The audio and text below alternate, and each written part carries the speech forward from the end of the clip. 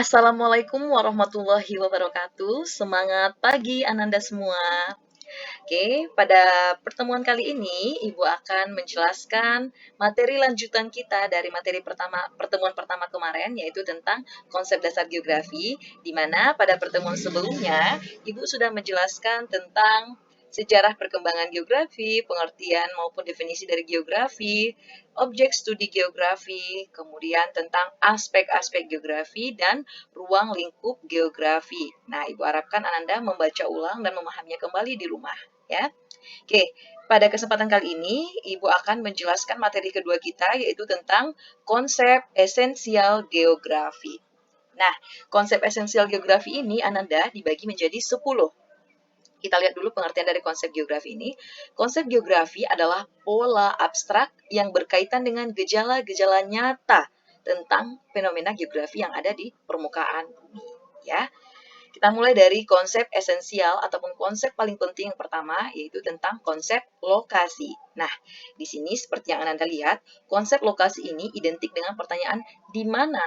Di mana? Ya, di sini kita ambil satu contoh, di mana tempat tinggal Anda. Berarti di sini menanyakan di mana ruang ataupun di mana tempat kita berada gitu ya. Itu yang disebut dengan lokasi ataupun konsep lokasi. Ini dia pengertiannya. Konsep lokasi adalah konsep yang mengacu pada kedudukan suatu objek di permukaan bumi. Ya, jadi kalau misalkan ibu bertanya, di manakah Ananda tinggal? Kemudian Ananda menjawab, saya tinggal di Kampung Parit Silayang, Bu. Nah, itu udah termasuk ke dalam konsep lokasi. Nah, konsep lokasi ini dibagi menjadi dua, Ananda. Yang pertama adalah lokasi absolut, yang kedua adalah lokasi relatif. Nah, lokasi absolut ini merupakan lokasi nyata ataupun lokasi yang benar-benar tepat dia, seperti itu. Nah, contoh yang kita ambil di sini adalah untuk lokasi absolut, contohnya tentang lokasi ataupun letak astronomis Indonesia, ya. Letak astronomis Indonesia tentunya Anda sudah tahu ya, berada di titik berapa? Ayo. Oke, Ibu harapkan Anda sudah membaca dan tetap ingat ya, bahwasanya lokasi pertama tentang yang pertama yaitu lokasi absolut, yang kedua yaitu lokasi relatif. Nah, untuk lokasi absolut ini, kita ambil contohnya adalah letak astronomis Indonesia. Tentunya Ananda sudah tahu ya, sudah pernah membaca ataupun sudah pernah mendengar tentang lokasi astronomis Indonesia. Nah, ayo silahkan Ananda ingat, berapa dia?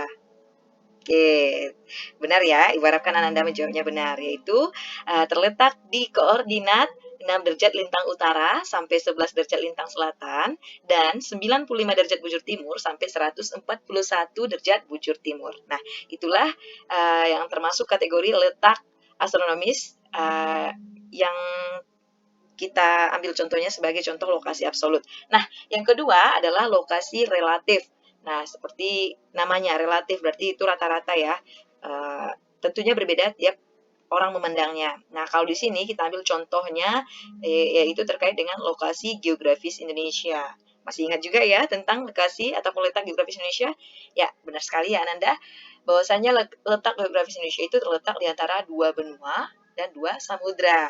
Benua Australia di bawah, kemudian benua Asia di atas, dan Samudra Hindia dan di sini Samudra Hindia dan Samudra Pasifik di arah timurnya. Nah, itu dia tentang konsep lokasi. Selanjutnya itu yang kedua konsep jarak. Nah, seperti yang Anda lihat di slide, kita ambil satu pertanyaan. Berapa lama waktu yang dibutuhkan untuk tiba di wilayah tempat tinggal Anda? Oke, tadi lanjutan dari yang pertama. Yang pertama, Ibu bertanya, di mana Anda tinggal? Di mana Ananda tinggal?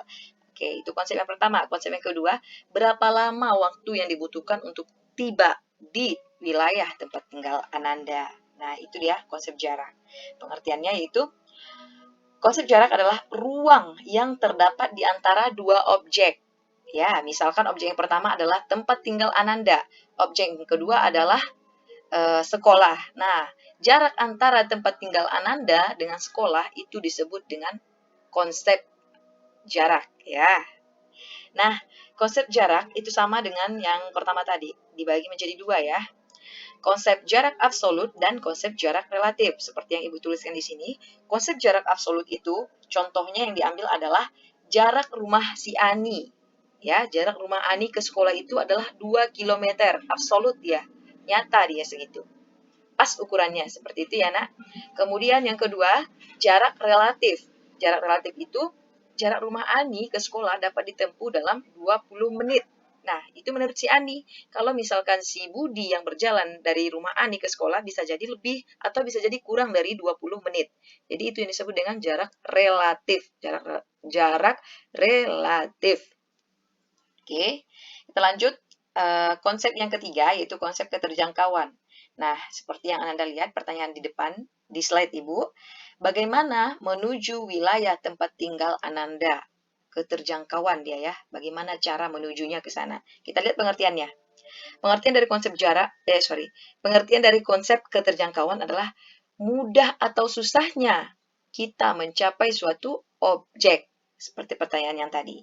Ya, kira-kira kalau kita lihat ke si layang dari bawah, dari Rao, misalkan ya Ananda semua, kira-kira bagaimana keterjangkauan dari Rao ke sekolah Ananda, ke SMA 1 Mapak Tunggul Selatan ini? Susah atau mudah? Ya, tentunya Ananda bisa jawab sendiri ya, Nak. Nah, untuk saat ini karena kondisi jalan yang relatif masih banyak yang susah untuk ditempuh, jadi dapat dikategorikan bahwasanya konsep keterjangkauan sekolah Ananda ini lumayan susah untuk dijangkau. Ya, kita lanjut ke konsep yang keempat, yaitu konsep morfologi. Nah, seperti yang sudah Ibu jelaskan atau seperti yang sudah ada di modul yang Ibu bagikan, bahwasanya morfologi itu adalah ketampakan di permukaan bumi. Ya, kalau misalkan di sekitar sekolah Ananda, morfologinya seperti apa? Ada morfologinya yang dataran di sana, ada yang perbukitan di sana, seperti itu dia. Nah, coba kita lihat pertanyaan yang disuguhkan untuk konsep morfologi ini. Apakah terdapat pegunungan di sekitar wilayah tempat tinggal Ananda? Oke, boleh pegunungan, boleh perbukitan ya, Nak. Jadi jawabannya ada, tentu saja. Di depan sekolah Ananda saja sudah terpampang nyata di sana perbukitan ya, Nak. Oke, ini dia pengertian dari konsep morfologi, yaitu bentuk-bentuk permukaan bumi sebagai proses alam dan aktivitas manusia. Oke, kita lanjut ke konsep selanjutnya, interaksi dan interdependensi. Nah, di sini kita lihat ada dua gambar. Di gambar sebelah kiri, yang ini adalah gambar pemukiman di desa. Kemudian gambar di sebelah kanan yaitu gambar pemukiman di kota. Terlihat dari bentuk-bentuk bangunannya ya, Nak. Di sini bangunannya bertingkat-tingkat, di sini masih didominasi dengan bangunan-bangunan yang relatif sederhana. Kemudian di sini juga masih banyak sekali tumbuh-tumbuhan. Ya, jadi antara desa dengan kota itu memiliki keterkaitan, hubungan timbal balik. Di mana Ibu kasih satu contoh. Di sini kita lihat banyak sekali gedung-gedung besar. Kita ibaratkan ini adalah pabrik. Nah, di sini ada perbukitan-perbukitan. Nah, kita ibaratkan di sini para petani itu menanam beberapa komoditas-komoditas yang menunjang aktivitas pabrik di kota. Contohnya di sini para petani karet, misalkan para petani karet, mereka itu menjual hasil kebunnya berupa getah karet itu, menjualnya kemudian ke pedagang. Kemudian pedagang tersebut menjual lagi hasil karet tersebut ke pedagang lebih besar.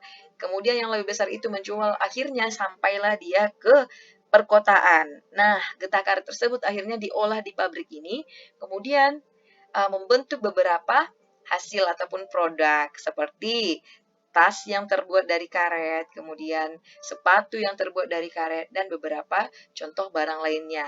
Nah, produk-produk tersebut akhirnya didistribusikan kembali ke desa tadi ya. Akhirnya terjadilah di sana proses hubungan timbal balik. Nah, itu dia konsep interaksi dan interdependensi. Selanjutnya kita masuk ke konsep keterkaitan keruangan. Nah, ini agak-agak mirip dengan interaksi dan interdependensi tadi ya, Ananda semua. Di sini Silahkan Anda lihat sebelah kiri gambar, itu adalah banjir yang terjadi di daerah hilir. Kemudian di sini kerusakan lingkungan terjadi di daerah hulu sungai. Ya, jadi di sini berdasarkan gambar, masyarakat yang tinggal di hulu sungai ini, mereka melakukan pengerusakan, misalkan menebang pohon sembarangan, membuang sampah di selokan ataupun di sungai. Akhirnya, ketika musim hujan terjadi, akhirnya terjadilah banjir di sini seperti gambar. Nah, di sini terjadi banjir yang mengakibatkan di daerah hilirnya juga rusak jadinya Ananda. Di sini rusak. Ya. Nah, itu dia keterkaitan keruangan. Lanjut kita ke konsep, ini dia pengertiannya. Keterkaitan keruangan menunjukkan tingkat hubungan antar wilayah. Karena satu wilayah yang berbuat, akhirnya dapat dampaklah wilayah lainnya di sekitarnya. Itu dia maksudnya. Selanjutnya konsep pola. Nah, di sini pertanyaan yang disuguhkan untuk konsep pola adalah apa bentuk pola pemukiman di sekitar tempat tinggal Anda? Ya, coba Anda perhatikan. Kira-kira di daerah Silayang ini tempat tinggalnya mengikut apa? Apakah mengikut sungai, mengikut jalan, atau berkelompok Ananda? Nah, tentunya Ananda bisa jawab ya. Oke, nanti jawaban Ananda silahkan ditulis di bukunya. Nanti akan ada soal yang perlu Ananda bahas terkait dengan konsep-konsep esensial geografi ini. Nah, kalau misalkan kita lihat di gambar, ini adalah pemukimannya itu rame ya. Kalau kita prediksikan ini adalah pemukiman yang terdapat di kota ya Ananda. Nah, sekilas kita lihat di sini pemukimannya itu adalah mengikuti jalan. Di sini setiap jalan ada ya pola pemukimannya mengikut jalan. Ini dia pengertiannya. Konsep pola adalah bentuk, struktur, dan persebaran fenomena di permukaan bumi. Selanjutnya konsep aglomerasi. Nah, kita lihat dulu pertanyaannya. Di mana pusat kegiatan bisnis di wilayah tempat tinggal Anda? Nah, di sini seperti di gambar, ada beberapa dikasih bendera-bendera ya. Di sini ada industri, kawasan industri katanya, kawasan sentral katanya, ya, kawasan industri tua misalkan, ya. Jadi kita ambil contoh mudahnya. Konsep aglomerasi ini adalah pengelompokan. Kalau Ibu ambil contohnya perkotaan ya Ananda. Kalau di perkotaan itu kelihatan bahwasanya di daerah sini, misalkan di daerah bagian kirinya ini adalah bagian industri. Jadi di sini banyak pabrik-pabrik Ananda. Kemudian ada yang daerahnya itu pemukiman. Nah, pemukiman ini juga dibagi berkelompok-kelompok dia. Ada pemukiman elit, ada pemukiman menengah, ada pemukiman kumuh. Nah, itulah contoh ataupun realisasi dari konsep aglomerasi.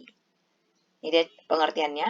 Konsep aglomerasi itu adalah kecenderungan pengelompokan fenomena pada suatu wilayah. Selanjutnya adalah konsep nilai guna.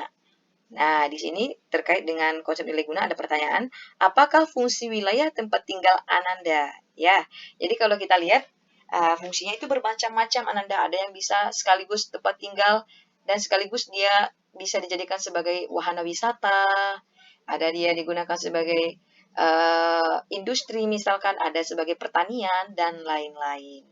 Kalau di Selayang, kira-kira fungsi tempat tinggal Ananda di sana bisa difungsikan untuk kegiatan industri enggak? Tentunya tidak ya, karena di sana belum ada pabrik. Nah, kalau kita lihat dari ketampakan alam yang ada di Silayang itu, apalagi di daerah hulunya itu ada air terjun ya Ananda, air terjun Manyurua namanya. Nah, berpotensi sekali bisa kita gunakan sebagai objek wisata nantinya. Nah, akan menambah nilai guna dari tempat tinggal Ananda ke depannya, ya. Ini dia pengertiannya. Konsep nilai guna adalah kelebihan suatu wilayah dan memiliki nilai kegunaan yang berbeda berdasarkan fungsinya. Itu dia yang Ibu jelaskan tadi. Konsep selanjutnya adalah diferensiasi area. Nah, kita lihat di sini. Penduduk di sekitar pantai berprofesi sebagai nelayan. Nah, beda area, ini kan diferensiasi. Ini berawal dari kata different. Different artinya berbeda. Nah, ketika di daerah pesisir lautan seperti yang ada di gambar, nah potensi penduduknya itu berprofesi sebagai nelayan. Nah, ketika nanti penduduknya itu tinggal di kaki gunung, ya gunungnya itu kan banyak kandungan uh, dari banyak kandungan yang dikeluarkan oleh aktivitas gunung api. Jadi dia tanahnya itu subur. Nah, jadi penduduknya di sana itu cenderung cocok untuk berprofesi sebagai petani atau pekebun. Nah, ini dia pengertiannya. Konsep diferensiasi area adalah karakteristik yang khas dari suatu wilayah. Oke. Selanjutnya, ya, itu dia tadi ada 10 konsep esensial geografi yang perlu Ananda pahami masing-masing. Nah, terkait dengan soal yang Ibu berikan di latihan Ananda, jadi yang perlu Ananda kerjakan adalah silahkan Ananda dengarkan ulang video yang udah Ibu buat ini, dan baca modul yang Ibu berikan, kemudian simpulkan dengan bahasa yang mudah Ananda pahami terkait dengan makna ataupun pengertian dari masing-masing konsep esensial geografi ini. Nah, jadi Ananda buat nanti pengertian dari masing-masing konsep, langsung di bawahnya Ananda buat contoh nyata konsep masing-masing konsep yang terjadi di sekitar kehidupan Ananda. Ya, contohnya ada di sini. Ya, ini dia contohnya ya Ananda. Nah, di sini tugas Ananda itu hanya fokus di satu soal saja. Ya, tuliskan pengertian 10 konsep esensial geografi dan buatlah masing-masing contoh ataupun masing-masing ke 10 contoh geografi tersebut dalam kehidupan sehari-hari. Ya, ini silahkan diperhatikan. Ibu contohkan 2 konsep ya, konsep lokasi dan konsep jarak. Nah, untuk konsep lokasi tadi yang sudah Ibu jelaskan itu dibagi menjadi 2 ya Ananda, dibagi menjadi 2. Nah, cara menulisnya silahkan Ananda tulis dulu nama konsepnya apa, kemudian Ananda bikin pengertian dari konsep tersebut apa, berdasarkan bahasa yang mudah Ananda pahami, tidak harus seperti persis dengan buku ya Ananda. Jadi Ananda tonton videonya, Ananda baca modulnya, kemudian simpulkan kira-kira konsep lokasi ini bagaimana Ananda bisa memahaminya, seperti itu. Nah, setelah dibikin pengertiannya, silahkan Ananda buat lagi contoh nyata di kehidupan sehari-hari. Di sini contohnya adalah lokasi dibagi menjadi 2, lokasi absolut dan lokasi relatif. Untuk lokasi absolutnya, karena kebetulan sekarang Ananda berada di Kecamatan Mapatunggu Selatan, nah setelah Ibu lakukan studi literasi, Ibu menemukan bahwasanya inilah letak astronomis ataupun letak absolut dari Kecamatan Mapatunggul Selatan itu. Nah, kemudian yang kedua itu lokasi relatif ya. Lokasi relatif itu adalah letak suatu objek atau suatu wilayah berdasarkan objek atau wilayah di sekitarnya. Nah, ini dia letak geografis Kecamatan Mapatunggul Selatan. Nah, untuk sebelah utaranya berbatasan dengan Kecamatan Mapatunggul, sebelah timurnya berbatasan dengan Provinsi Riau dan Kabupaten 50 Kota. Sementara sebelah selatannya berbatasan dengan Kecamatan Bonjol dan Kecamatan Lubuk Sikaping, dan sebelah baratnya berbatasan dengan Kecamatan Panti, Kecamatan Padang Gelugur, dan Kecamatan Rau Selatan ya. Nah, itu dia contoh konsep esensial yang pertama, yaitu konsep lokasi. Contoh konsep yang kedua itu konsep jarak, sama dengan yang tadi, dibagi 2 juga. Nah, Ananda tulis dulu pengertian konsep jarak itu apa, kemudian tulis contohnya. Untuk konsep jarak absolut, itu contohnya seperti ini. Jarak rumah saya itu nama Ananda ya. Silahkan tulis jarak rumah, misalkan Ibu kasih satu contoh, namanya si Ica misalkan ya. Jarak rumah Ica ke sekolah adalah 2 km. Nah, itu dia satu contoh jarak absolut. Yang kedua, contoh jarak relatif. Jarak rumah Ica ke sekolah bisa ditempuh dalam waktu 30 menit. Nah, sudah selesai, sudah tuntas 2 konsep. Nah, tugas Ananda selanjutnya buat pengertian dan juga contoh nyata konsep keterjangkauan, konsep pola, morfologi, dan konsep-konsep lainnya sampai ke konsep yang ke-10. Ya, demikian penjelasan materi untuk pertemuan kedua geografi kelas 10 untuk kali ini. Jika ada yang diragukan, boleh japri Ibu ataupun boleh berkomentar. Jika ada kata yang salah, Ibu Mohon maaf, Ibu akhiri dengan Assalamualaikum warahmatullahi wabarakatuh. Semangat belajar Ananda.